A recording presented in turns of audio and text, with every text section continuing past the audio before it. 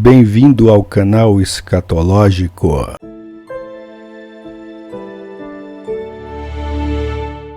Nós podemos ler aqui em Isaías 11, versículo 9: Porquanto toda a terra se encherá do conhecimento do Senhor, assim como as águas cobrem o mar. Então essa profecia que acabamos de ler, que se encontra em Isaías 11, 9, diz que haverá um dia em que a terra vai se encher do conhecimento do Senhor, como as águas cobrem o mar. Sem dúvida, isto é uma grande consolação para aqueles que veem aumentar a incredulidade e a apostasia em todo o mundo. E então surge a pergunta: como é que isso vai acontecer? Muita gente é da opinião que isso aqui se trata da vitória final do Evangelho sobre o reino das trevas. Pensam que o Evangelho da graça será pregado por toda parte antes da vinda do Senhor e que por meio da pregação o mundo inteiro vai se converter ao verdadeiro Deus de Israel. Deste modo, nós poderíamos ver surgir um mundo totalmente cristianizado e tudo e todos sujeitos a Deus. Mas se você for ler atentamente as Escrituras, você vai ver uma coisa totalmente diferente. Não será por meio da pregação do Evangelho que o mundo vai conhecer a justiça. No mesmo livro de Isaías, capítulo 26, versículo 9 e 10, você pode ler o seguinte: Havendo os teus juízos na terra, os moradores do mundo aprendem a justiça. Ainda que se mostre favor ao ímpio, nem por isso aprende a justiça. Até na terra da retidão ele pratica a iniquidade, e não atenta para a majestade do Senhor. Isaías 11, 4 e 5, por sua vez, afirma que o Senhor vai ferir a terra com a vara da sua boca, e com o sopro dos seus lábios matará o ímpio, e a justiça será o cinto dos seus lombos, e a verdade o cinto dos seus rins. Por sua vez, o Novo Testamento nos ensina expressamente que o Evangelho não vai transformar o mundo. Preste atenção, o Novo Testamento não ensina que o Evangelho vai transformar o mundo.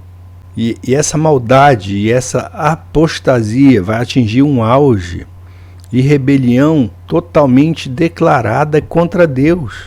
Você pode ver isso acontecendo hoje no mundo inteiro.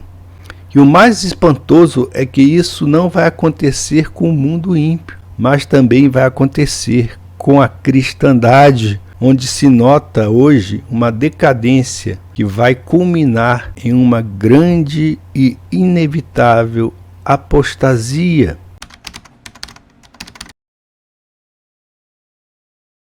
Em Mateus 13, você vai encontrar a história profética deste reino de uma forma simbólica. Não como os profetas do Velho Testamento o viram e o profetizaram, mas como ele veio a ser com a rejeição do rei. É o reino dos céus tal qual existe desde o dia de Pentecostes até o momento em que o Senhor virá ao mundo para estabelecer o seu reino em poder e glória. É caracterizado pelo fato de o rei estar ausente. Ele foi rejeitado e morto pelo seu povo e está agora sentado no trono de seu Pai no céu, não no seu próprio trono na terra. As 4 primeiras parábolas, elas nos falam da forma exterior do reino. Na primeira, o Senhor Jesus deixa-nos ver que nem todos retêm o Evangelho com coração honesto e bom. Isso está em Lucas 8,15, mas que para muitos é apenas exterior. Na segunda, que o princípio do reino era bom, porém que logo veio o inimigo semeando o joio no meio do trigo. O próprio Senhor chama o trigo os filhos do reino e o joio de os filhos do maligno. Os incrédulos deveriam viver entre os crentes, exteriormente seriam parecidos com os crentes, pois o joio tem grande semelhança com o trigo. Esta situação vai durar até o tempo da ceifa, quando tanto o trigo quanto o joio estiverem maduros. Só então será tirado o joio. A ceifa é o fim do mundo. Mateus 13:39. E a ceifa significa justamente o fim da atual dispensação. Estamos vivendo a 69ª semana.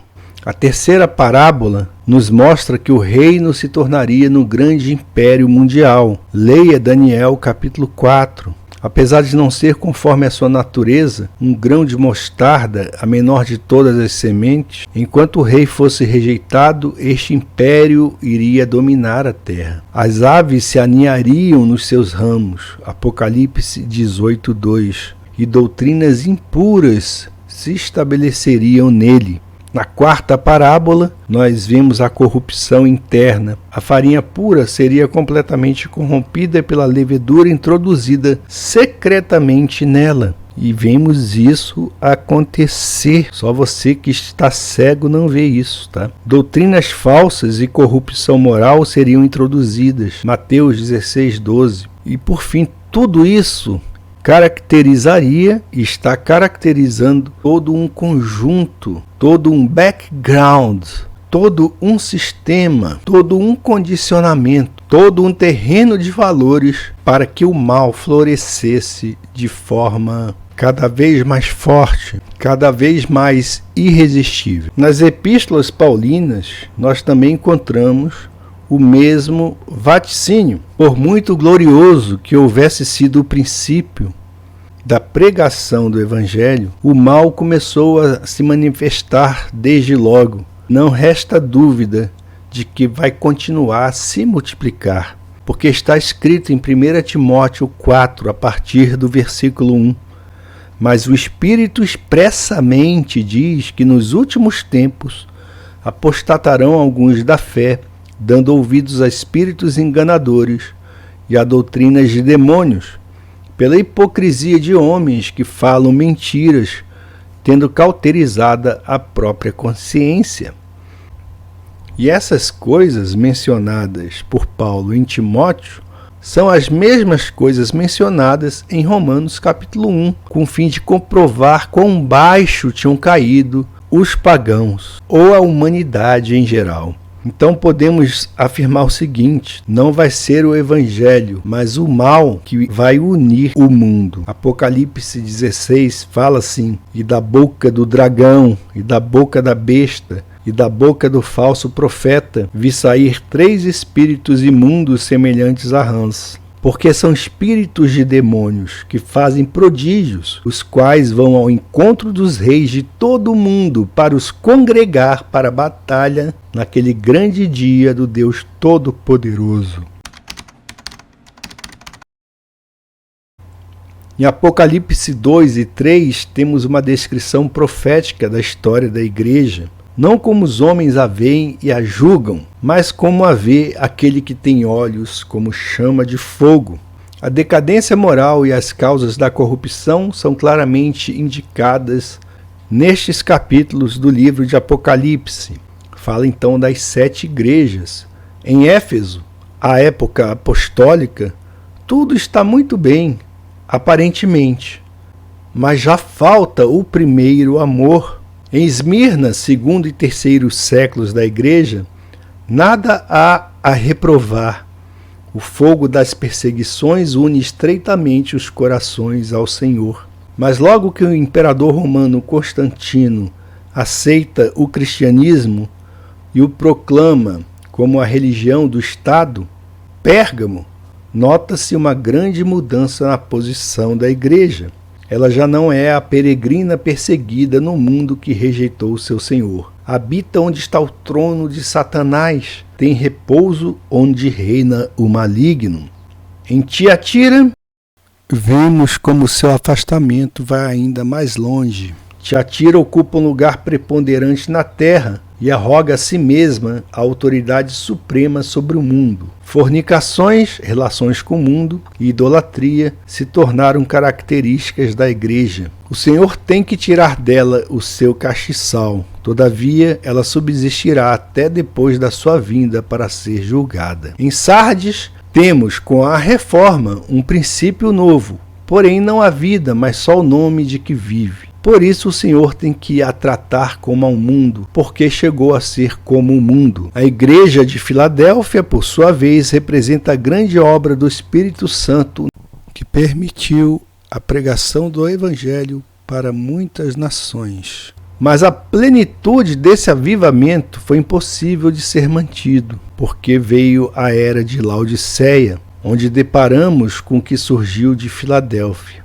Ainda que Filadélfia permanecerá como remanescente até a vinda do Senhor, em Laodiceia o Senhor se encontra do lado de fora. A sua autoridade já não é reconhecida. Contudo, eles creem que tudo vai bem. Dizem que são ricos, que estão enriquecidos e que de nada tem falta. Consideremos então a história da igreja tal qual Jesus a vê, e vemos nestes últimos tempos. As 4 últimas igrejas permanecem assim discriminadas. Tiatira corresponde à igreja romana. Sardes, às igrejas protestantes comprometidas com o Estado. Filadélfia, o remanescente débil. Laodiceia, a cristandade morna nas igrejas livres e grupos que se acham fora das 2 primeiras. Vivemos nos últimos tempos. O Senhor não vai tardar em vir para tirar sua noiva deste mundo, como nos declara a palavra de Deus. Porque no arrebatamento, o Senhor Jesus vai recolher todos os verdadeiros crentes destas 4 igrejas e só permanecerá aqui na terra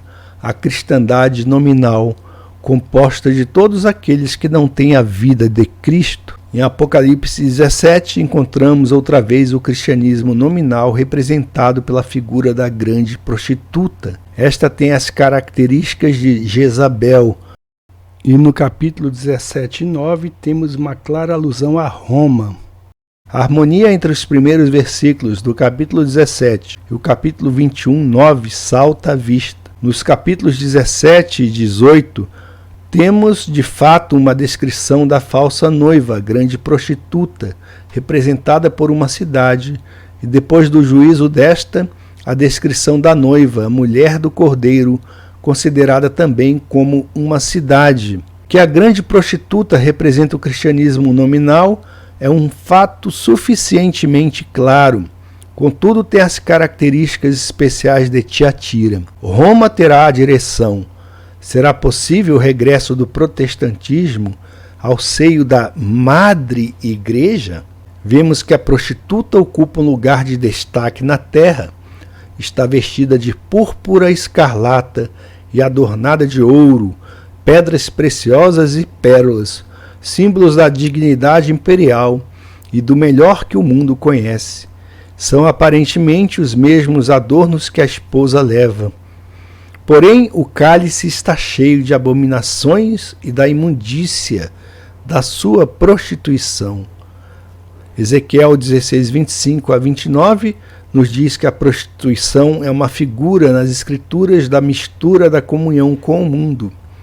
O versículo 36 do mesmo capítulo nos esclarece que a expressão abominações é uma figura de idolatria. A prostituta está sentada sobre uma besta de cor escarlata, figura do Império Romano restaurado. A influência política de Roma vai aumentar até dominar por fim toda a Europa ocidental. Porém, trata-se de um cristianismo sem Cristo. É uma religião sem Deus. Então, quando alcançar o cúmulo do seu poder, será destruída. Deus vai despertar nos corações dos chefes políticos da Europa ocidental os mesmos pensamentos, unidos em ódio como consequência da sua tirania. Aborrecerão a prostituta e a porão desolada e nua, e comerão a sua carne, e a queimarão com fogo, porque Deus tem posto nos seus corações que cumpram o seu intento. O capítulo 18 de Apocalipse nos dá uma descrição do juízo e das suas consequências para o mundo. Antes que se efetuem as bodas do Cordeiro nos céus, a grande prostituta tem que ser julgada. A quem você pertence? Pertence à noiva do Cordeiro? Tem a vida de Deus porque já confessou seus pecados com verdadeiro arrependimento e crê na pessoa e na obra do Senhor Jesus? Ou apenas segue uma forma sem realidade, uma forma que tem como consequência de sua educação e na qual você se julga salvo? Se for assim, então o juízo do Apocalipse será para você. Deus permita que hoje seja o dia de sua própria conversão. Agora é o tempo aceitável. Hoje é o dia da salvação. Desse modo você terá a esperança no futuro. Se crer em Jesus Cristo como o único e suficiente Salvador de sua vida, porque pela graça sois salvos por meio da fé. E isto não vem de vós, é dom de Deus, não vem das obras, para que ninguém se glorie.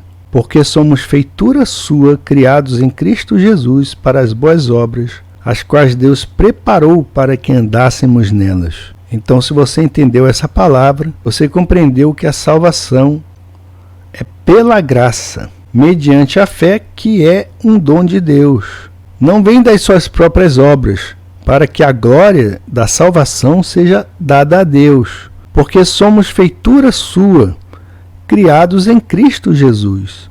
Deus então nos fez novas criaturas em Cristo e preparou as boas obras para que andássemos nelas. Nós não produzimos essas boas obras, Deus as prepara. Você não é capaz de produzir boas obras fora de Cristo. Em João 6,29, Jesus responde para aqueles: o que faremos para fazer a obra de Deus? Jesus respondeu e disse-lhes: a obra de Deus é esta, que creais naquele que ele enviou.